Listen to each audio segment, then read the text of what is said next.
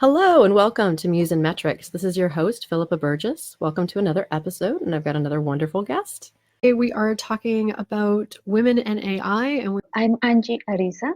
I'm from Colombia. That's why I have this accent. But recently I moved to Montreal. I'm a physicist. I started studying physics, and I love programming. So back in Colombia, in my university, doesn't exist the computer science program itself.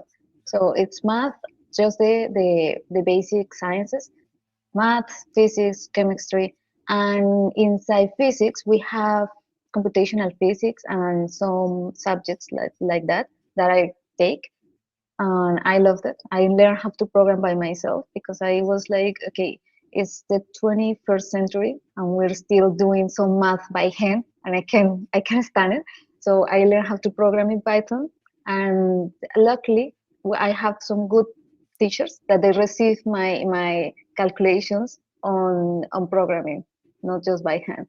So that was really good. And when I graduated, I was really into apply the science into real life problems. I really went to it, and I started seeing these data scientists, data science subjects into the industry. Like industry was requiring like smart people who know how to program. And at the beginning, they didn't call them data scientists; they called them like scientific programmers. And within the months, it was really quick. The data scientist role appears, also the data analyst roles and data engineering roles. So I started working as a data scientist, and I've been working as a data scientist the last 4 years. you want to go ahead and start with sharing the New York Times article. So yeah, this is the article. It has like a really interesting name. Who is who behind the dawn of the modern artificial intelligence movement? And it directly go to some people and start the photo, the name, and some of them, there are people that is really popular, that have been popular for different reasons. Some of them are really into artificial intelligence, and I think, in my opinion, some others don't directly into artificial intelligence, but I think they're here because their opinion is always heard. Like people is always interested in hear the same people talking about what is new. What do you think about technology or some subjects that sometimes they are not even their expertise, you know? And I think the article is really boring. Sometimes they're using words like convert. In this case, it says like, even though that Bill Gates didn't believe in artificial intelligence, then he was converted into it. And it's like, okay, we're talking about science. It's not something you believe in. It's something you work on. It's something that evolves. It's not just that you one day believe on it and it's true, and the other day you don't, and it was not going to be true. And all these people, there are CEOs of very well-known companies, and the article is also talking about money. There's something interesting. It's like these people, this person has been investing this big amount of money on AI. So it's really centered into companies, business, money, and people who is all the time like known for it. Like there are the popular people like Elon Musk, who is on the media all the time. Sometimes because they're just have a controversial opinion and everyone is hearing that controversial opinion. Maybe that opinion then changes and that is like popular again. So here he is. There are some other people that I didn't know before the article, but again, the idea is like the same. Is the people who is working for the same kind of company who has invested a lot of money on it, and it went like that the whole article. A really boring article. I think it.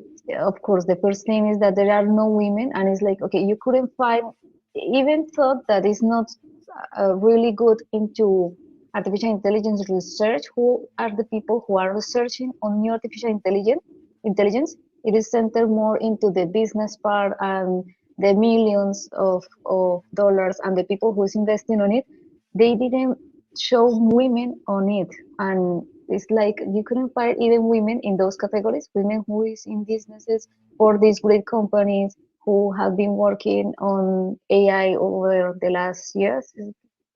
It's hard to think that the person who wrote the article couldn't find any woman. I think maybe he just wrote about the people that he already knows, the people who are always on the news, the same people who is always talking about the different subjects. And I think what you said about the convert, about Bill Gates, I really think that has more to do also with the business case. Like a lot of these people in sort of the foundations, it's not so much that they were coding it or training as much as they were sort of making the investments in the business cases and understanding, oh, we see the future, we see the potential, we see the revenue that can be gained here, and we're going to make sort of the bigger sort of strategic corporate moves within the industry. But I think it sort of really misses the mark in terms of, who were the actual developers really getting into the deep research of this, like the real science of this. Yeah, and I don't know why is this happen, but most of the time they're asking the same people about different subjects. I think it's sometimes like, okay, this person is intelligent, he's smart, of course he's smart, but it doesn't mean that he has to be an expert in everything. He didn't has to know it all, but it's just because he's smart, we want to ask him and we want to know what he thinks, and we all want to share his vision, and sometimes they could even be wrong. He's a smart person, but this is not his expertise. So I don't know. Yes. So I think when they sort of say who are the people behind it, it's sort of saying, okay, we might have found capital to invest in it. We might have, again, facilitated those deals.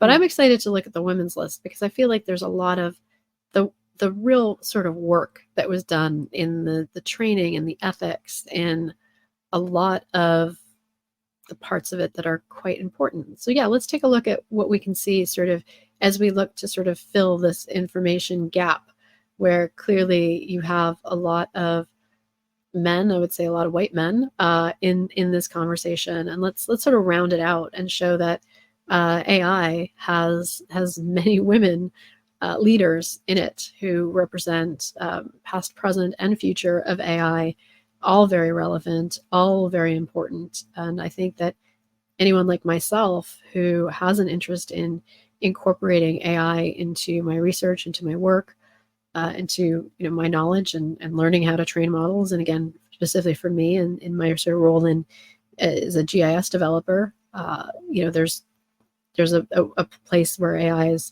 very much intersects with what I want to do. So I'm finding that this is fascinating to sort of really learn about these people. A few of them I was aware of, but really kind of getting into it, there's a lot more that people here that I'm excited to learn more about. So that women, we haven't been into science and technology for a lot of time. I mean, this is historical. Like all the time we're talking about it, and I think right now it's more natural to think about, okay, women need to be here. But for me, it's not just that women need to be into artificial intelligence. It is crucial, in my opinion, because this for the first time we're creating technology that learn from us. It's when it learns from us, it learns from the people who is building in it. So we need all the diversity that we humans have. We need to create these solutions based on all the diverse and the diverse problems we have, the diverse visions. And there is something really interesting is that genius can have, and they already have, different forms. And some brilliant person, the person who's going to bring um, the net, I don't know, neural networks in terms of artificial intelligence tools and research could be a person who came from a very different background, who looks really different, who has different ideas, who has all the diverse tools to create and see what is needed and what is happening inside the algorithms. and it's really necessary. One example of this is the case of Joy. Joy is known for writing the Unmasking AI book, and it's not just a book. She was the person who, at the beginning, noticed that the algorithm who has to recognize her face for something wasn't recognizing black faces. She has to use a black mask in order to the algorithm to recognize her. So she just noticed the what was happening with what was the problem, and she can track, understand, and explains everything. What was this happening? In which part of the algorithm is it happening? And the reality shows that there wasn't a black person involved in any part of the development, deployment of the algorithm and the tool itself. There wasn't an image who was really um, popular at that time. It was something like this in the news when the algorithm was trying to detect the points of her face, all the features on her face. When she put her face, her black face, in front of the camera, it wasn't recognizing anything. And then when she put the mask, the white mask in front of her face, the algorithms start recognizing the features. So that's like it was really visual. So it was fast, it was easy to understand. Okay, there is a big difference with the mask, without the mask. What is happening here? And as I said, she was a student in the MIT, I think. She could recognize what was happening. She tracks it and explaining it. So it was really good. This is the person, for example. And it starts like all these discussions about biases, about ethical AI, what is really interesting and what is necessary to bring all that subject into artificial intelligence. It's because when people develop that program, they wasn't thinking about, okay, we're gonna do it wrong for black people. That wasn't the idea. The idea is we're gonna do this really good service. We're gonna develop a nice tool, but they weren't thinking about, okay, does our data have some biases? How are we gonna treat that biases? How are we gonna train the model? Do we need so many images, but the same kind of images? All those questions weren't asked during the process, And she was one person, for example, in this case, who brings that discussion into the real world problems, the products. That's really interesting. Very much so. I think the idea of training the model and, again, making those choices is so important. In a funny, not funny way, I heard one about computer vision where they trained a vehicle that recognized all sorts of other cars and trucks and other things that it would see on the road, but it was at an airport, and it was never trained on the leg of a plane, and it just crashed into it because it just was never trained on that. It had no idea what that was. And then I think the other thing I noticed, just I use a lot of transcription. And with the English language, if someone is a native speaker, it's okay. But even then, we have a lot of regional accents, and like a Southern accent, it doesn't know what to do with it. And if someone like yourself is not a native English speaker, it really struggles with it. And even where you speak English, I understand you perfectly. But we need to be able to train models that do transcription on a broader range of accents.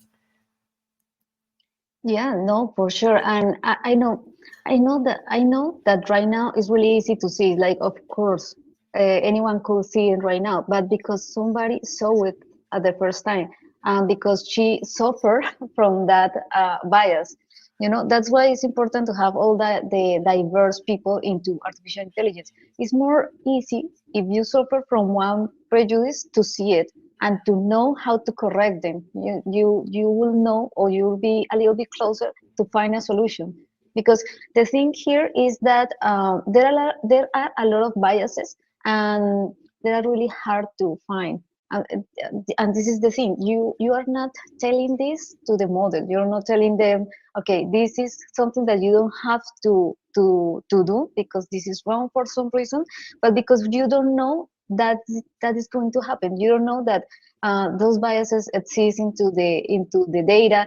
It's really hard to have control in everything, and maybe all the struggles that we have been having during the years of, okay, don't reinforce some roles into the society, or don't reinforce like some prejudices could be, this struggle could be lost with the big amount of data. We can see it all the time with the non-interpretable or black box models. If we don't find like a way to interpret them, if we don't develop ethical AI specific for different kind of problems.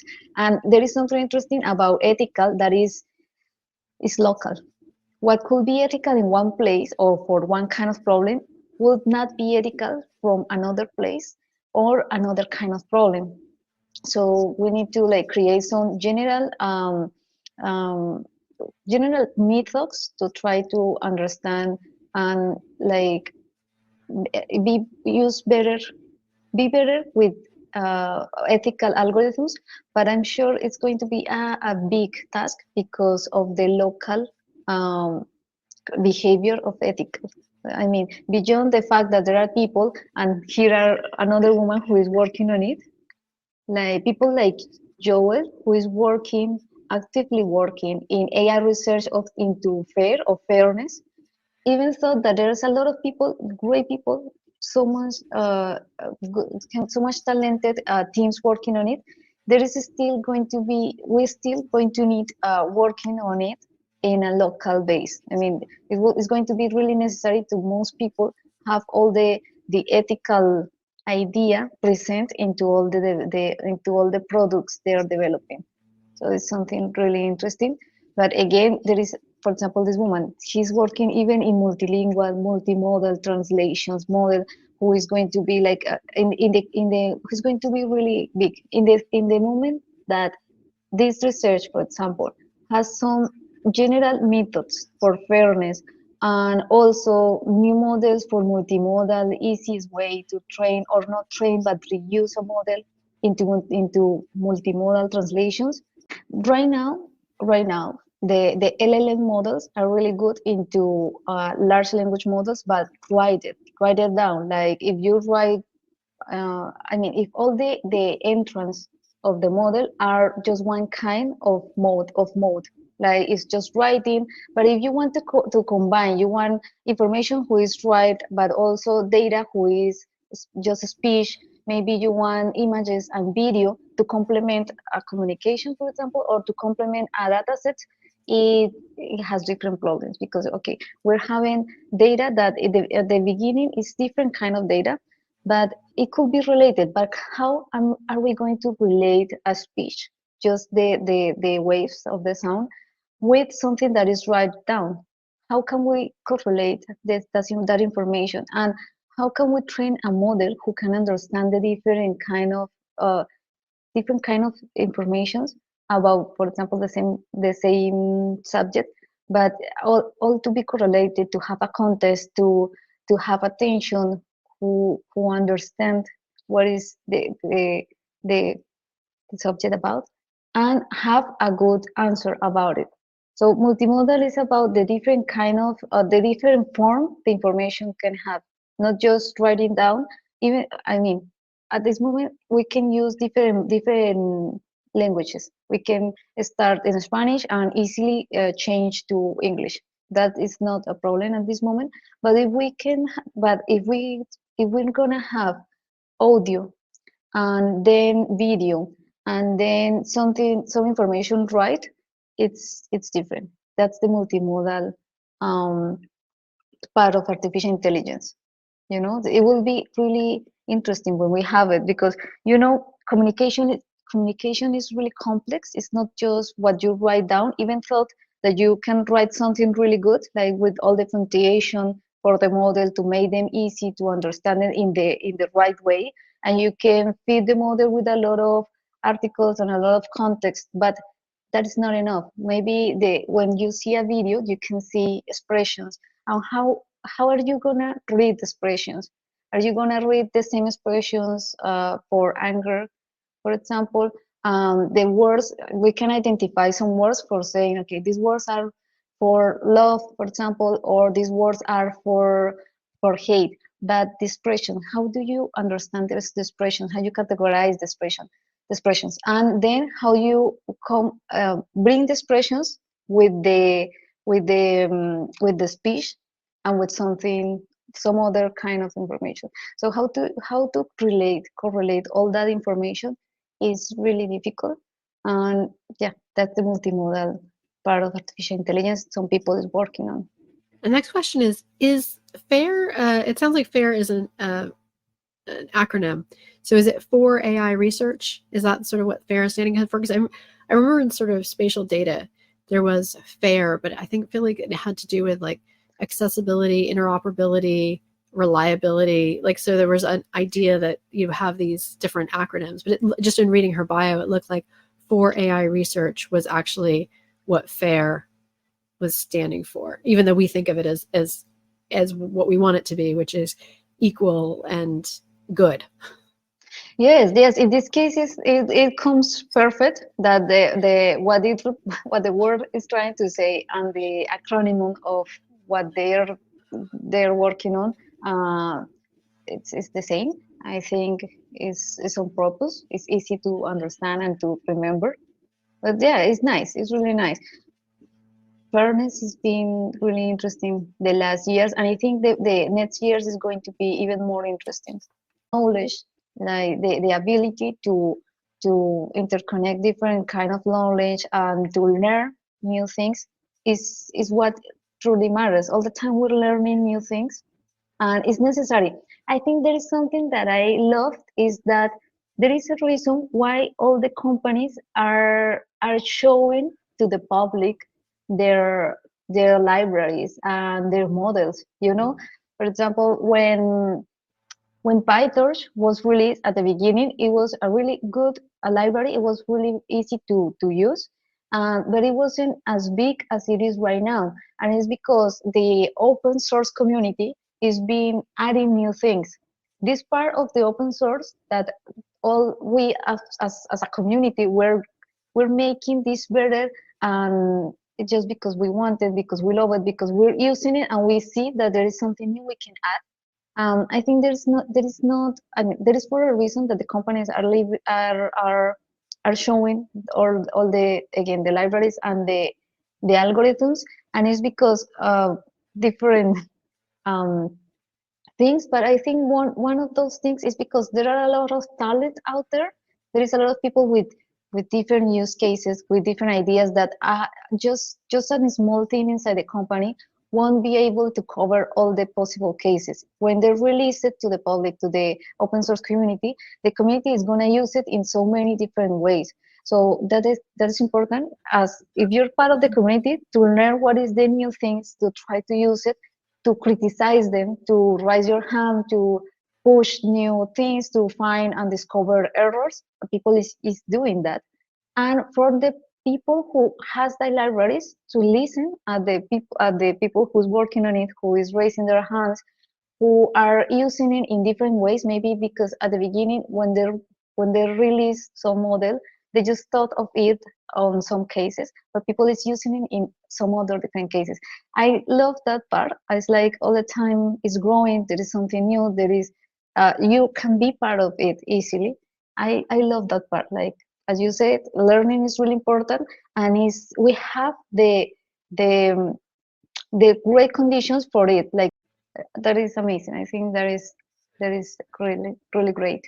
Sometimes people used to say, okay, we don't publish about women because maybe they're not strong. They are strong characters. Maybe it's that you haven't heard of the strong characters, or you're just focused on the same ones all the time. So Casey is one example of it. You can find really interesting opinions, and they are really well explained. That you can follow her, understand it or not, but she puts all the thoughts. I love that. I love that. Yeah, she's very well spoken and obviously very, very knowledgeable. No, that's great. That's great. Yeah, talking again about the importance is I noticed that the person who wrote this article is a woman too. And again, I've heard sometimes like, okay, it's a women task to speak about other women, and I think it's not, of course it's not, it's a need, and not just women about women in technology. It needs to be the normal, the common. It's not women or men in technology, it's who are the people who are out there working on it. What I meant is that most of the time when you see that is a woman talking, sometimes other people is okay, I'm a man, I'm a man, it has nothing to do with me, and it do has. It's just that we as women, we're the first who are gonna notice it, because okay, we have suffered from that prejudice, and we already know that we exist out there. So we're the first who are gonna raise their hand about it. That is not the norm. I think it's something good to just to show there is a woman who show it, but this is not the only article that I see, that I saw, that there are other people criticizing this, and also men who are saying the same. Okay, you missed about some other people who are out there making great researches like Fei, and you forgot about it. I think that's really interesting, and that is a result of our struggle. That's the result of us being all the time there, showing us, talking about it, and yeah, showing it over and over again, and not just into women, into AI, but all the diversity, all the kind of problems that could be there, and the really good people who is working on it. Yeah, Fei Lin, she's one of the he's one of the people who was working on ImageNet. The ImageNet is just one of the most important CNN neural networks, because whatever you're gonna work with the images, one of the first steps is working with ImageNet. You're not gonna retrain a whole model from scratch. You're gonna use this that is already been trained with a lot of images, very different, and after that you can continue with your project. But she's one of the person who work on it, like okay, we can create like this big hub of images into one model, a CNN, day-to-day basis, trying to when we're trying to train some model for computer vision, of course.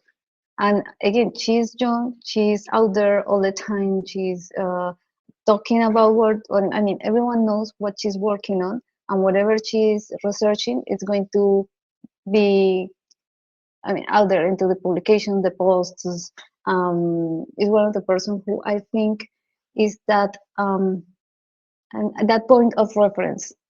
She already works on something that is really important for every data scientist who's working in computer vision. So we're going to follow her to see what else is going to come out from her and their researchers, something like that.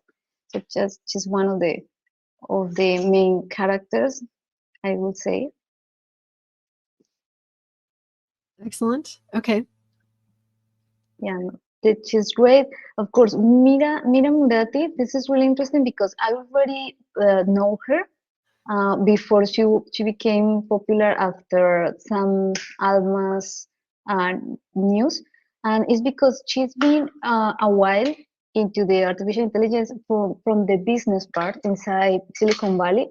She's been one of those strong female characters in there, thinking that there is a um, mostly men dominated environment. She's been there, she's been working on it, she's been having a lot of I don't have to say, like, little success that you can see if you're really interested into looking for women who are out there being a reference. And luckily she became popular because of the OpenAI's news, like thinking about that she could be the next CEO, and she's been the CTO of OpenAI. I think, I'm not sure since their beginning, but she's been the main engineering of that big company. That's really interesting. doesn't matter if you are an expert, how fast how fast things are going at this moment. At the other day, there is something new that you don't know about. And of course, you're not gonna be an expert in anything, but you'll need to continue growing in whatever is your subject of expertise, because everything this is all of this is moving really fast, and there are some new things every day. And Yeah. that's interesting. Like, you can get bored of it. If you're entering into artificial intelligence, you're not gonna get bored easily. Yes. And then AI can be applied to so many fields. So, like you said, you obviously have a background as a physicist and working as a data scientist and sort of being involved in AI. But there's also, we can add domain specific knowledge to that. Like, I'm really, like I said, I have a master's in urban planning. And so I'm looking at, and I've taken an interest in and become a scholar on the IC side, so within the intelligence community. So saying, how do we apply AI to national security? How do we apply AI to disaster resilience and response and recovery? And so there's all of these ways where you can add sort of domain specificity, something like that. Yeah. No, I think that science always surprises. I like to remember when, uh, in terms of thermodynamics, we start studying as humanity thermodynamics into just the experimental side. We have the four laws, that these laws tell us what it's not going to happen. They don't tell us what is going to happen. So we have, for example, the entropy. It says, okay, this is not going to happen because you break the entropy law, but you don't know what is going to happen. Everything could happen. But when the thing is that some years ago, Boltzmann came out with a new mathematic way to understand thermodynamics. Nobody believes it at the beginning, and what he does was applying statistical methods in micro scale to the thermodynamics, and he could explain so many phenomena. So Boltzmann became the person who reinvented. He used new maths who haven't been used into thermodynamics to describe thermodynamics, and nobody was believed on that at the beginning. And I think that's really great on science, that it's going to surprise you. There is something new that you haven't thought about it. Maybe someone will thought about it, and we came out to the world with that idea. And I was really excited because even for you, there is something that you feel that you want to solve it. That is, there is something inside my head that I want to solve. But all of the people at this moment who's working in artificial intelligence is thinking about the same, as you said, in different kind of problems. And I think it's going to surprise us. Maybe we're going to see some solution in something that we haven't thought about it, and it's going to be great. So it's really interesting. Yeah. But I think that actually, and I think some of the other women we can look at sort of also look at AI ethics. And I think AI ethics also extend into AI safety. And I sort of say that as an example. For example, and I've seen this on Facebook, I've seen this on TikTok, where a lot of technology and the people behind it are really committed that they've created this for good. And they don't really think of the use cases where it can be used for not good. And so, for example, there's moderation on these platforms, and there's community guidelines, but many of them only have English moderators, or maybe English and Spanish moderators, but they don't have the thousands of languages and sublanguages that we have globally. So, for example, there was no moderator for Myanmar, and the military just took over Facebook as their communications command central because there was no moderator for that language. So they could do what they wanted without any of the guardrails that you would have had in English or Spanish. I similarly had an experience. I was doing a lot of coverage of the Ukraine war on TikTok and sort of microblogging, and I got really frustrated because what I would see that was acceptable under Russian moderation was not acceptable under English moderation. And so I was getting flagged on community guidelines for things that were existing on the platform, but just moderated through totally different standards and held to a different. And so every post I put at a certain point was getting flagged for not meeting community guidelines, and I'd appeal it, and then it would get through, but it wasn't equal, and it was really bothering me that there was so much bias, because the English moderation, American moderation, was just so different than the Russian moderation. No, completely. And I saw it directly in some problems that I work on, fraud detection, detecting some frauds. And the thing is that it changes very quick because people understand what was we detecting, and they change it. That changes it very, very fast. Also in anti-money laundering detection is a problem in Latin America, and every country has different rules. And the thing is that the way this fraud happen changes so fast, and it's complex. They behave as networks too.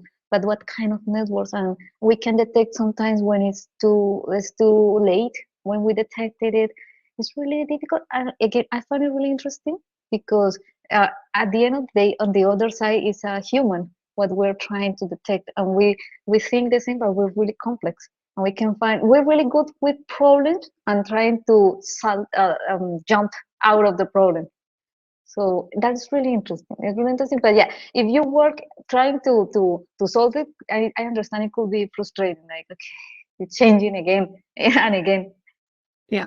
So, and I think that's the thing, is the technologists need to understand that not all of their technology will be used for good, and to be aware of that, and again, put those safeguards in place. And I think that's where there are a number of women on this list who are very active in AI ethics and fair AI, and just understanding that we live in a very complicated, biased society, and that we don't want to sort of have this just basically reinforce the biases. Yeah, and again, if you have suffered from that bias, it's more probable that you will see it and you know how to solve it, or you will have an idea of how to solve it. That's why it's really important to have all the perspectives, all the different points of view. Of course, women, but all the colors of the backgrounds is really necessary into artificial intelligence. Yeah. Yeah, I was also speaking to someone who was talking about when you do have those, I guess, resume, like you can get, or professional photographs. So you can put a photo in and it will just make you look professional. And the question of, she was saying, like, there was a very successful sort of Asian woman, but like the woman, the idea that the computer had of what success looked like didn't look like her. And so it kept trying to turn her into like blonde hair, blue eyes. And she was like, that's not me. Literally, I just want you to make me look professional, not me look like someone else. And then she herself had not used it, but she was very curious what it was going to do with her, because as an Egyptian woman, she is a Muslim Egyptian woman, she's scarfed. And so she's like, what does that look like? Is it just going to give me a head of hair? Or can they accept that I can still look professional in my being scarfed? Yeah, totally. Yeah, again, in my case, I have colored hair, and it's different, it's purple, and yeah, I look Latina. I do understand that, and I think, yeah, again, it should be in the other way. It's like intelligence, genius can have different, indeed have different forms. When you see through the history, you can see that all the great ideas, the new ideas came from different backgrounds, and we need to totally reinforce that. We already, as humans, try to have understand that it's more easy now to understand that a black woman with her natural hair could be professional, but we can lose that into artificial intelligence if we don't prevent about that into the models. So all that struggle could be lost just because we're not paying attention that this could happen. Yeah. So, And so, yes. and I think it needs to be back to, again, talking about that front end and that back end. It's the people who are building the models, training the models, doing the research, and identify as being in the field of AI. And it's also the users who feel comfortable speaking up and speaking out and reporting problems that they see, and that then sort of those adjustments can be made. And I think it's interesting, like, for example, with like Google has its generative AI feature now if you do a Google search. But if you ask it about individuals, it was very clear we don't go there. We don't answer questions about individuals, like private people. Whereas if you go to Bing and you ask it a question about people, including yourself, it will give you all sorts of details. And if you prompt it, it will just give you more. And it's a very interesting how they've each chosen their own path of how they deal with individuals. Yeah, I was thinking about something. Of course, we're aware that we need all the diversity working on it, but there is something really important, that we need to have this mindset that is not just technical. We're humans. We need to understand context. I don't know, but from where I came from, sometimes people said like, okay, all the humanities, they are not worth it. The only thing that is worth it is math. And we are, for example, we're educating professionals who are really good at math and technical, but they don't know anything about context, historical context. They don't have this idea that okay, anything has consequences into society. They think it's not important. For even though that there are some women who suffer from some prejudice, they don't think it's important to bring it into the table, because we're just talking about maths and artificial intelligence, but we're not talking about humanity. And I think that's really, it's a bad idea. We're creating new products we're gonna serve to society. Again, in which society? What kind of products we are releasing? First of all. The second is, I think one of the most intelligent expressions is being able to understand between context. Like, you have this in this context, but you can apply it to a different context. And if we don't train our professionals to do that, we're just training people who are really good at something. I don't know how to say, who is not connected with anything else, and everything is connected. In this case, anything is connected. So I think that is another thing to be critical about. Okay, we're having really good professionals, but how are they about humans? Are they really good at critical thinking?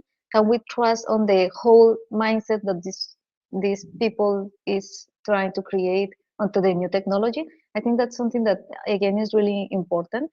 Not just participate, but also being able to understand the importance of history, context, and everything.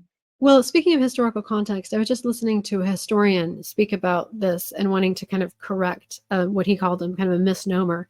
He thought it was very unfortunate that we use the phrase "one thing led to another," because that implies a chain, and that implies order, that there was one thing and it led to another thing and it led to another thing.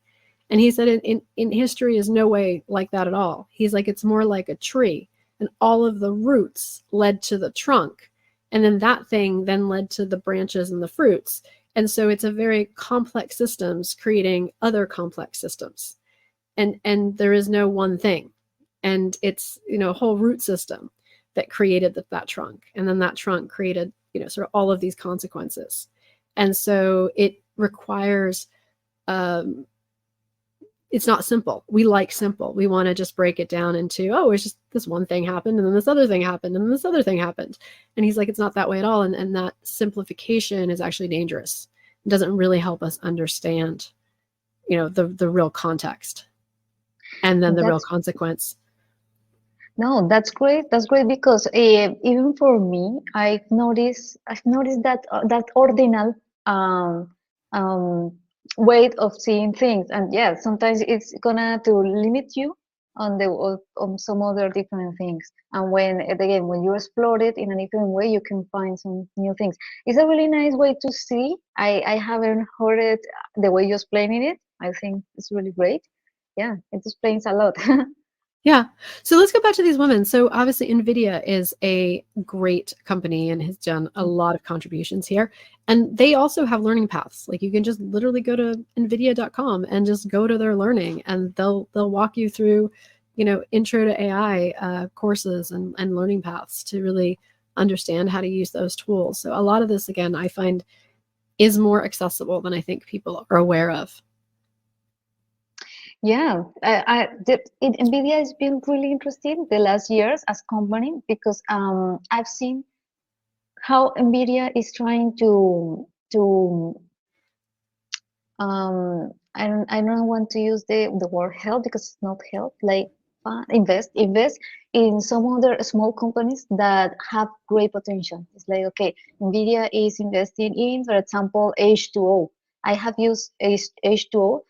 They have one part is open source, it's really good, and there is some other part, a platform that they sell, and it has great potential, and that's really interesting. I think that having different options makes the like a healthy competence that is really good. Like that's why we're seeing like a lot of models from different sources, and they are all good. We can test it, learn from it. I think that's really interesting. That most interesting here is that Amina, as you said, look, she has all the category of the that could fit into the article from the New York Times. She's a doctor, but she's also a director in a research area of a big company. So it could easily be a good fit into the article that we see in the New York Times if we think that the person who wrote it was just looking for business people or business people in big companies. This person, in this case, Anima, sorry, fits into those categories. Maybe he didn't want to put her feet there, or again, he just want to put the people that is already known and people is talking about. So look at it. She's all been, and this is with another professor in the Caltech. She has, just from one person to have these two roles, I think she's just a genius. Also into the technical as in the business part.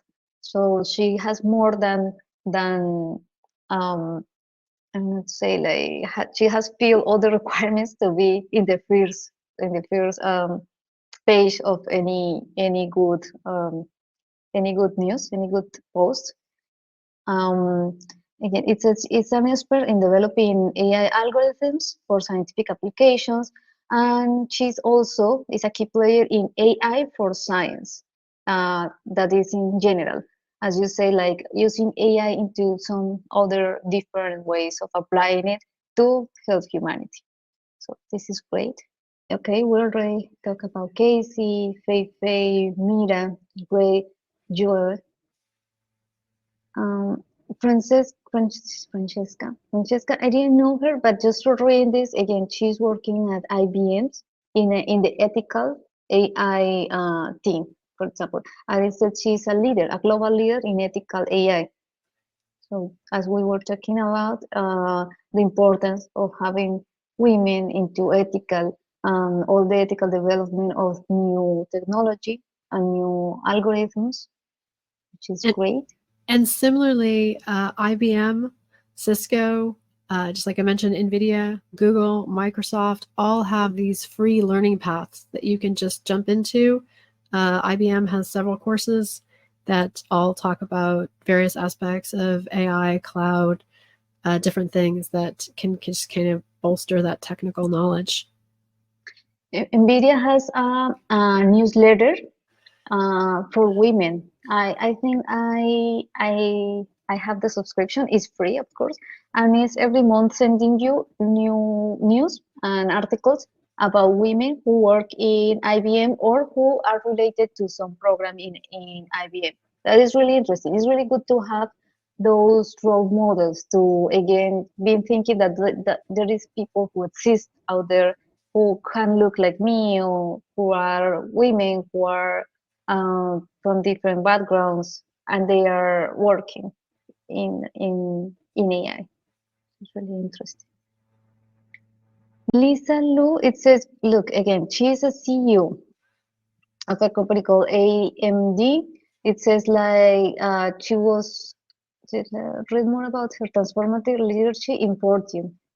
For example, this woman came into the Fortune magazine. So again, if she could fit into the category of a CEO and of a company who's working in artificial intelligence, who could be that person in the article from the New York Times. Yeah. She's also working in AR hardware. It's really interesting. There is a lot of things I've been listening about hardware itself from the last years, because we've seen a lot of changes into the softwares. That the hardware itself, I think, is going to change again. It could be from computer, uh, com quantum computers, or some companies in the United States are working into, I don't know how to say, not the digital computation, the other kind of computation, analytical computation, and try to create computers who are analytical but could solve problems that the digital computation are solving at this moment. And it will help because on the digital solutions, we're all the time talking about just binary solutions. An analytical solution can have results in between those binary solutions. So, for example, an analytical computer is inside communicating in terms of all O's and ones, zeros and ones all the time, and we can miss some precisions between that range into the O and the one. Some analytical computers can have more precision because they can go inside those range, those continuous range. I know this is like really a little bit weird. I haven't heard about it till I saw some companies in the US working on it, and it's just starting. They are in their early days, but I think it's going to be really interesting in the future how the hardware is also going to change. Another way. And here is another person, another woman. It's called Vivian Said. Look, it says she's working in energy efficient AI accelerators. Again, I think there is another a whole research uh, path that is at this moment happening. Yeah, in terms of hardware.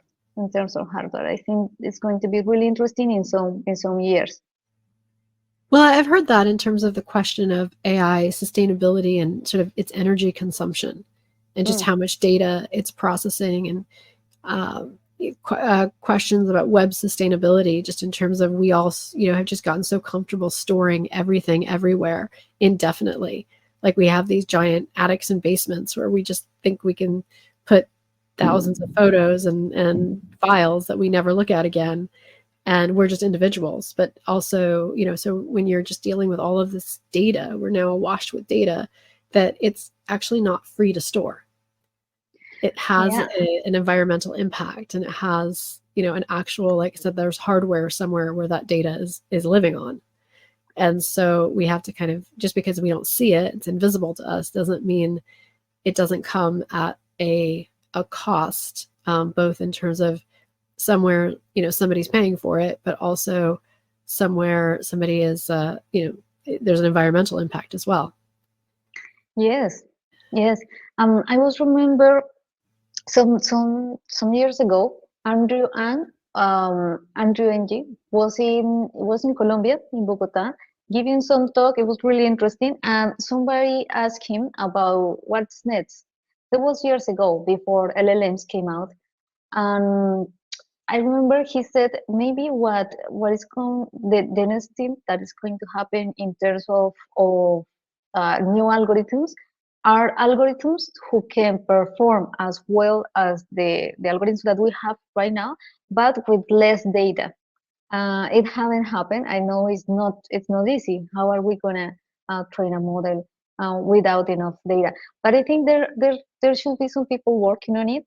It will be really interesting. It will be like another way. It's not just it will be another way to try to to reduce, as you say, all the contamination that we have also producing into the data containers, the servers, and everything else.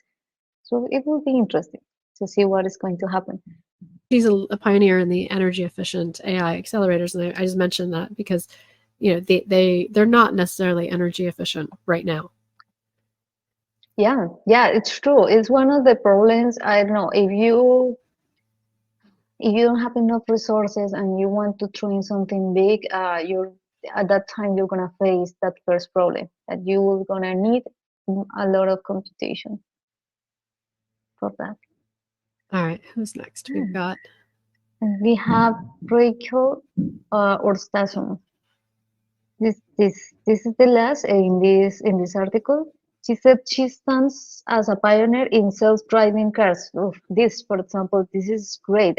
Also, she is a CEO of Wabi, an innovative company pushing the boundaries of generative AI to revolutionize autonomous trucking. Self-driving cars is something that again is everyone is really interesting. It doesn't matter if you can buy one self-driving car or not. You're really interested of what is going to happen then. Are they really worth their price or not? How good they are? Everyone can talk about that. And when we see like these videos, or for example, I don't know, there is a Tesla who reacts faster than any human could have reacted for in a car crash, or if something went wrong because we didn't recognize a kid on the street or something like that. So it's a really interesting with a lot of movement subject. And so again, this person could easily would fit into the article. It's like a woman who is CEO for a self-driving cars, who is like a subject that is really interesting. Like everyone knows what is right now. Everyone knows what is a self-driving car. It says also that she spearhead Uber self-driving car division. Again, this is another big company name she is involved with, and also again into modern key companies into modern AI landscape. So another great woman who was not mentioned by the New York Times. I hope that we have learned from the past, learned enough that have to how to recognize the geniuses of our time, as you say, before they're not longer here. If you notice, during the last years, it's more common to see women earning the Nobel Prize. And you used to listen, for example, okay, the last year, this is the third woman to earn the Nobel Prize in physics. Okay, it's time. It's time to have a woman every year in a group who is earning the Nobel Prize. But it's still like a bittersweet feeling that you hear, okay, it's the third woman, but how many women has passed for it? Lucky enough that these women at this moment we are seeing their value in different contexts, but in science and technology. So yeah. Oh, it's exciting. I think this is great. I think this is it was very helpful to me, and I hope to everyone else to really sort of do this deep dive. And I think uniquely having your perspective of already having familiarity with many of them and understanding the important context of their work. And I think that's lent a perspective that was just incredibly valuable. Yeah, and I know, I don't know, maybe because our generations of professionals, we didn't have role models, but we feel like there's something missing, and now we're having it. And it's like a candy store. Like you see this woman and this other and this other. For us, I can imagine how it's going to be for other young women who we already are here, and we're doing podcasts. We're talking a lot. We're being shown. We're out there showing ourselves. It's really interesting. I think it's really nice to see what is going to happen, how it's going to evolve, what is going to be their perspectives versus ours, versus the generation before us. It's really interesting. Yeah, because I think it's hard to pursue things that we cannot see, and we don't go for things we don't believe are possible. Yeah, that's definitely sure. And I don't know how to explain, but it's really nice. It's really nice to see, okay, there is another person who looks like me or a little bit more like me out there. who talks like me, who speak up about those things that I have thought about sometimes, but I thought they're not really good to say it out loud. And they actually was a good idea. But because I haven't heard anything, anyone else talking about it, I maybe didn't have the courage to say it out loud.